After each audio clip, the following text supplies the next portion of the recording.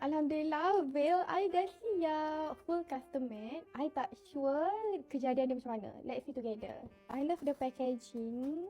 Tapi before tu boleh tak I nak pakai whitening lotion kejap? Alhamdulillah, since I pakai PDRL lotion ni, tangan I nampak getting better. I mean tak terlalu kering atau tak terlalu kusam. So and then, dia punya cerah tu, cerah yang natural. Cerah-cerah hijau, nampak I punya urat tu. I dah pakai since, I tak ingat, 3 bulan, 4 bulan juga. Korang picit-picit dah habis, korang gunting tau. Sebab dalam ni still ada, jangan membazir. Macam kelabu, melekit, bercapuk, ataupun macam kesat-kesat tak ada. Before and this is after. Nampak tak cerah dia tu? Baru confident. Apa plan nak kahwin tahun depan tu, korang kena start pakai awal. 3 bulan, 4 bulan awal, baru korang nampak result yang ketara macam ni. Nampak tak tu? Ya Allah, bau dia pun sangat-sangat wangi ya. Macam kita sambut unboxing. Bismillahirrahmanirrahim. Are you ready?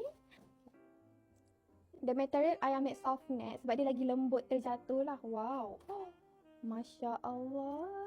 Cantiknya. Wow. Hujung ni I tambah sulam biku. And then ada manik-manik ni juga. Total manik ni satu veil ni harga 100 ya. Total cost around RM594. So, ada frame flower, W, Eric Wara dan Arif. Kenapa I tak buat nama Wara Arif? Sebab just in case lah I nak buat sewa atau ada orang nak beli. So senang lah. Cantik.